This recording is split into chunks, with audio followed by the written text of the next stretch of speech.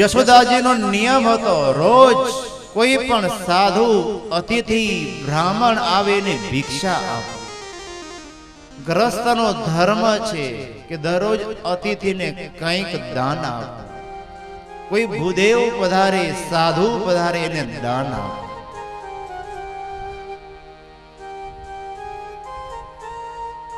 અને આજે આ નંદને ગયે ભગવાન શિવ પધાર્યા છે.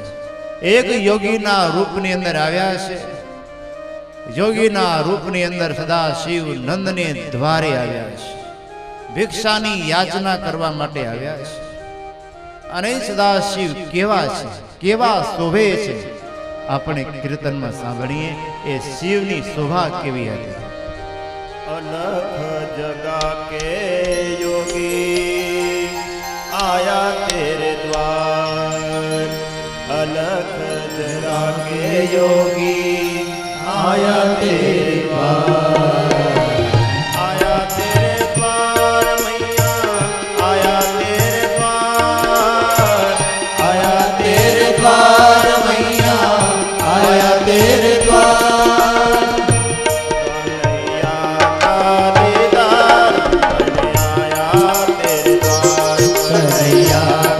दीदार करने आया तेरे द्वार.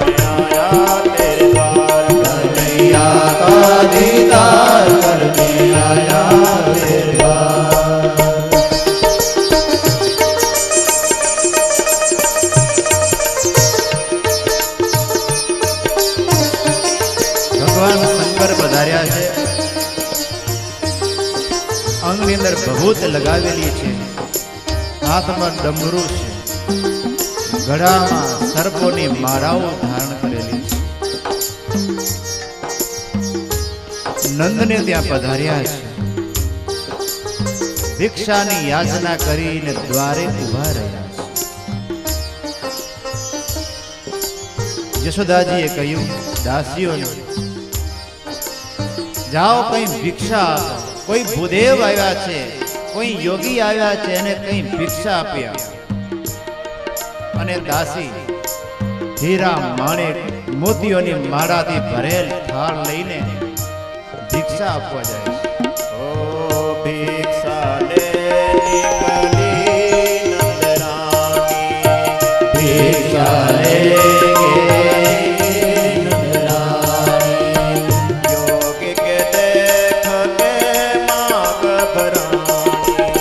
योगी के देख के माल भरानी. ओ योगी डर जाएगो मेरो लाल. योगी डर जाएगो मेरो लाल. कन्हैया का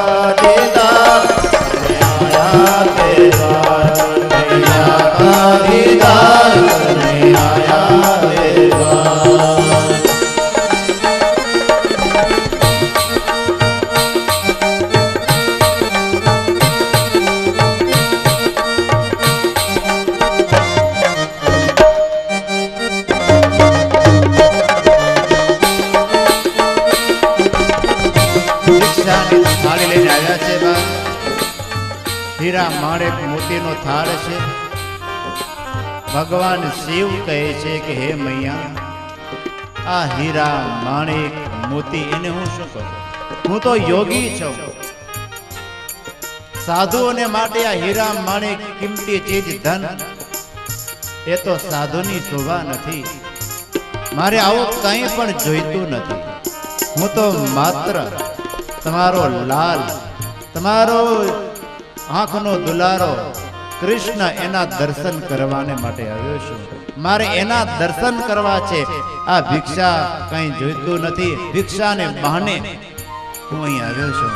ભિક્ષા કામે કર કે બહાના, ભિક્ષા કામે કર કે બહાના, ये लाला को तूने नहीं पहचाना, ये लाला को तूने नहीं पहचाना. तू है भोली बड़ो तेरो बाल, तू है भोली बड़ो तेरो लाल. कन्हैया का दीदार करने आया तेरे द्वार, कन्हैया का दीदार करने आया तेरे द्वार.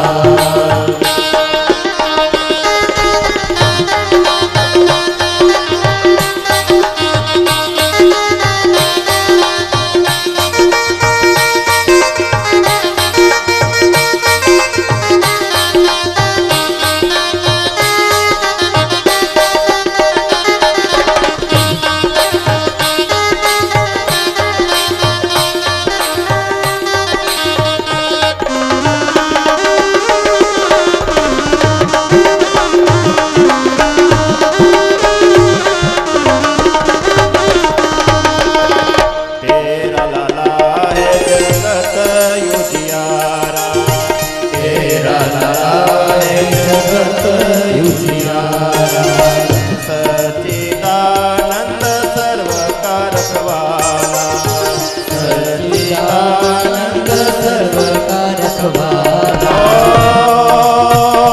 ये है भक्तों का भगवान, ये है भक्तों का भगवान. कन्हैया का दीदार करने आया तेरे द्वार, कन्हैया का दीदार करने आया तेरे द्वार. आया तेरे द्वार मैया, आया तेरे द्वार, आया तेरे द्वार मैया, आया तेरे द्वार. कन्हैया का दीदार करने आया तेरे द्वार, कन्हैया का दीदार करने आया तेरे द्वार, कन्हैया का दीदार करने आया तेरे द्वार. ભગવાન શંકર કહે છે મૈયા, હું તમારા બાળકના દર્શન કરવા માટે આવ્યો છું. માટે મને દર્શન કરાવી દો. મૈયા કહે છે નહીં, તમારું રૂપ તો જુઓ કેટલું ભયાનક છે. મારો લાલ તમારો રૂપ જુએ તો ડર લાગી જાય, એટલે બહાર તો નહીં લઉં. એના દર્શન નહીં થાય. ભિક્ષામાં કંઈ જોઈતું હોય તો વિશેષ માગી લ્યો, જે જોઈશે તે મળશે, પણ લાલાના દર્શન તો નહીં મળે. શંકર કહે છે એવું જ હોય તો લાલાના દર્શન કર્યા વગર હું અહીંથી જવાનો પણ નથી. એના માટે જ અહીં આવ્યો છું. દર્શન કર્યા વિના હવે હું અહીંથી જઈશ નહીં. આ બાજુ ભગવાન કૃષ્ણને ખબર પડી કે જે મારું અખંડ ધ્યાન કરનારા મારા મુખ્ય ભગત શંકર અહીં આવ્યા છે અને મહાબાર કાઢતા નથી. મારે કેમ દર્શન કરવા ને કેમ દર્શન આપવા? એટલે ભગવાન રડવા લાગ્યા છે. બહાર નીકળવા માટે ભગવાન જોરથી રડવા લાગ્યા છે. દાસી આવીને વાત કરી, કહો મૈયા, આ કોઈ જે યોગી છે કઈક મંત્ર ભણે છે અને એનું મુખ ચાલુ છે, કઈક મંત્ર બોલે છે, એના કારણે આપનો લાલો ખૂબ રડે છે. માટે એને દર્શન કરાવી દે તો અહીંથી નીકળી જાય. યશોદાએ કીધું કે વાત સાચી છે, પણ કીધું ઓ મહાત્માજી જુઓ દર્શન કરાવો, પણ જાજી વાર એના સામું જોતા નહીં.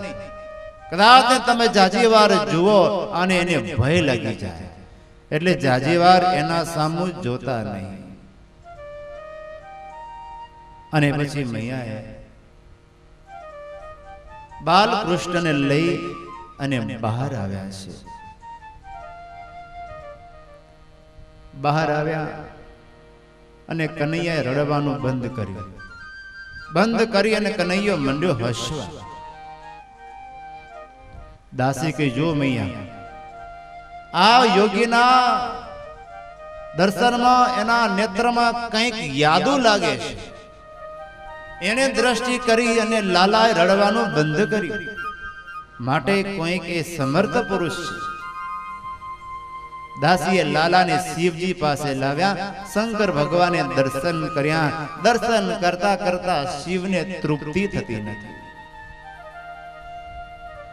ભગવાન શિવ વિચાર કરે કે દર્શન તો થયા, પણ હજુ ગોદમાં રમાડવા મળ્યા ને તો મારા ભાગ્ય ઉગડી જાય કે મારી ગોદમાં એ બાલ સ્વરૂપે રહેલા ભગવાનના દર્શન અને મારી ગોદમાં ઈ રમે તો પછી મારો જન્મ સફળ થઈ જાય.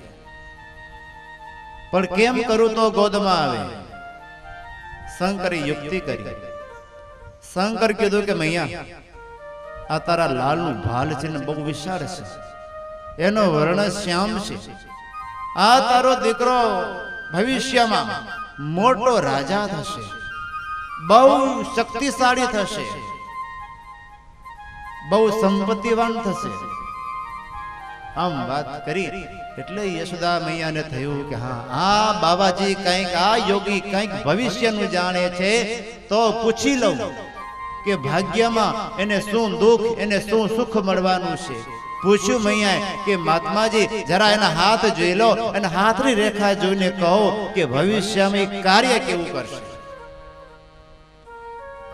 ત્યારે શંકર કહે છે, મૈયા હાથની રેખા તો જોઉં, પણ મારી નજર બહુ ઓછી છે, એટલે આટલી દૂરથી બરાબર રેખા દેખાશે નહીં. જો તમે એને મારી ગોદમાં આપો તો એના દર્શન બરાબર થાય અને રેખા બરાબર દેખાય તો એનું ભવિષ્ય કહી શકું. અને આવી એક લાલસાથી મૈયાએ કે મારો દીકરો ભવિષ્યમાં શું થશે એ જાણવાની લાલસાથી યશોદા મૈયાએ કૃષ્ણને શિવની ગોદમાં આપ્યા છે. અને શિવે બાલકૃષ્ણને ગોદમાં લઈ અને રમાડવા લાગ્યા છે. રમાડતા રમાડતા કહે છે, મૈયા આ તારો લાલ, એના ભવિષ્યની વાત શું કહું, એનું ભવિષ્ય જોતા મારું ભવિષ્ય ભૂલાઈ જાય છે. આ તારો લાલ મોટો થઈને એક સમ્રાટ રાજા થશે.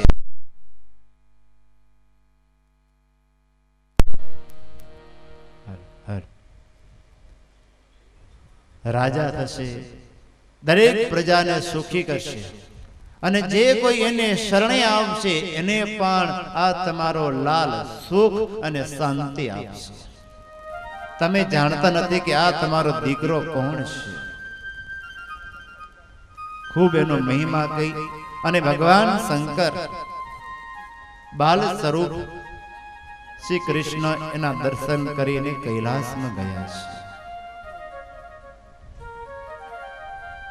સુખદેવજી મહારાજ કહે છે કે હે પરીક્ષિત રાજન, એક દિવસ નંદ વગેરે તમામ ગોપ બાળકો, તમામ ગોવાળિયાઓ વાર્ષિક કર કંસને આપવાનો હોય છે.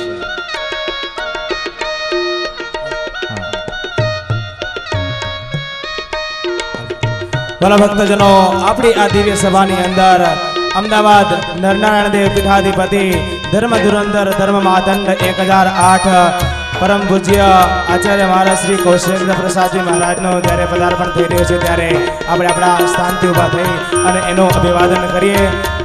સરસ મજાનો સુંદર દિવસ અને આ ઉત્સવ અંતર્ગત જ્યારે 4 ચાંદ લાગી ગયા હોય એવા દિવ્ય મહોત્સવની અંદર જ્યારે પૂજ્ય મહારાજ શ્રી પધારતા હોય ત્યારે સૌના અંતરની અંદર આનંદ હોય.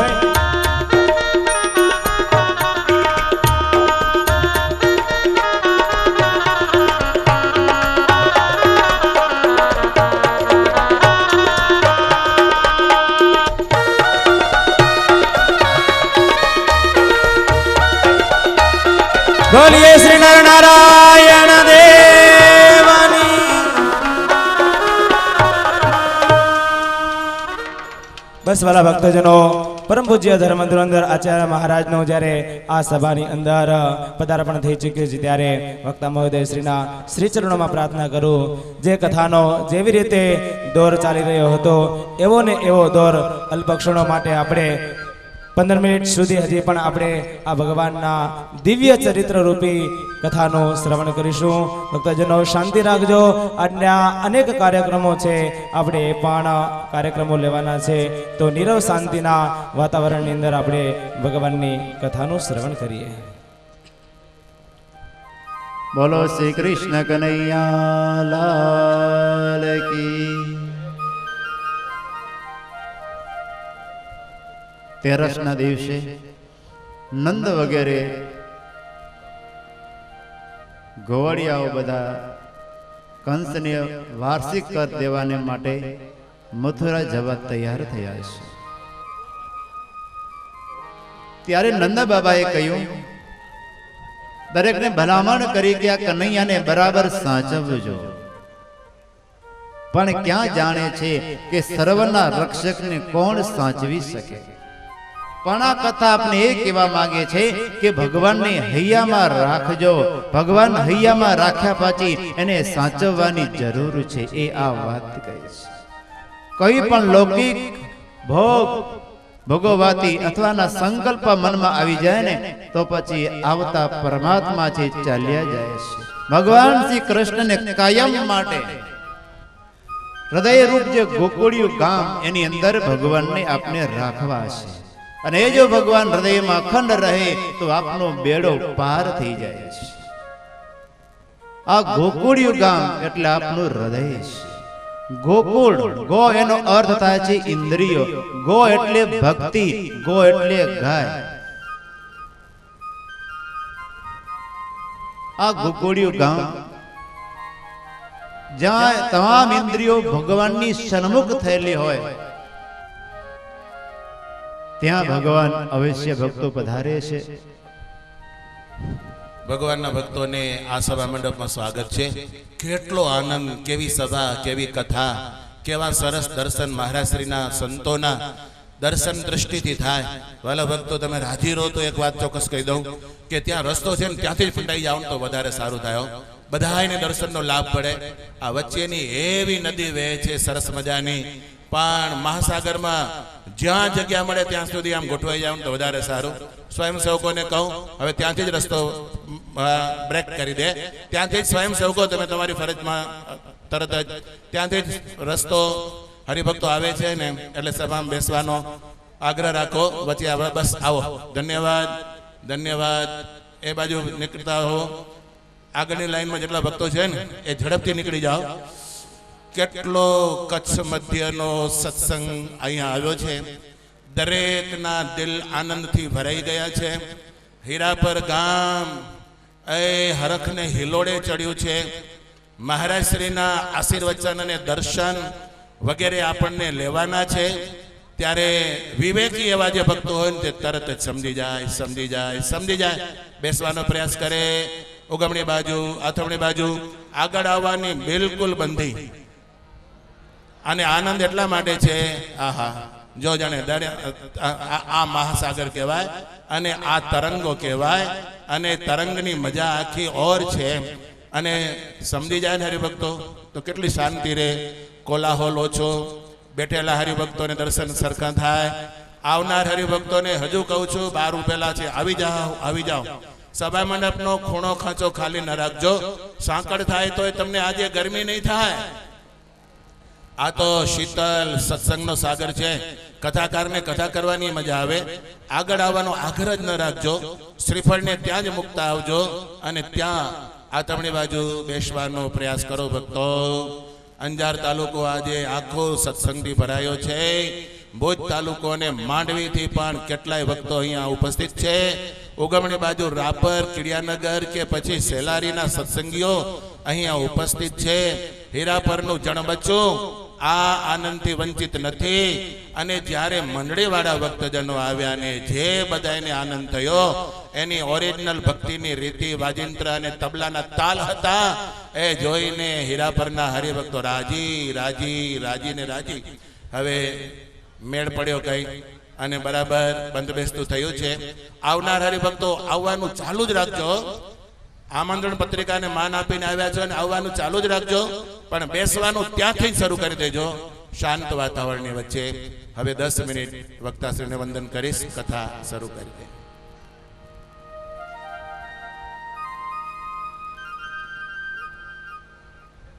નંદ વગેરે બધા ગોપ બાળકો મથુરામાં ગયેલા છે.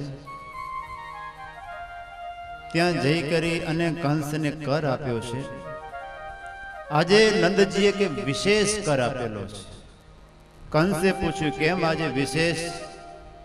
ત્યારે કહે છે નંદ બાબા કે રાજન, મારે ત્યાં મોટી ઉંમરે બાળકનો જન્મ થયો છે, એના આનંદ રૂપે હું વિશેષ કર આપું છું. કંસ ખૂબ રાજી થયો. કહે નંદજી, તમને આટલી મોટી ઉંમરે બાળકનો જન્મ થયો, હું આશીર્વાદ આપું છું કે તમારો બાળકની આયુષ્ય લાંબી થાય, વિશેષ જીવે અને એના બધા શત્રુઓ જલ્દી મરી જાય એવા આશીર્વાદ હું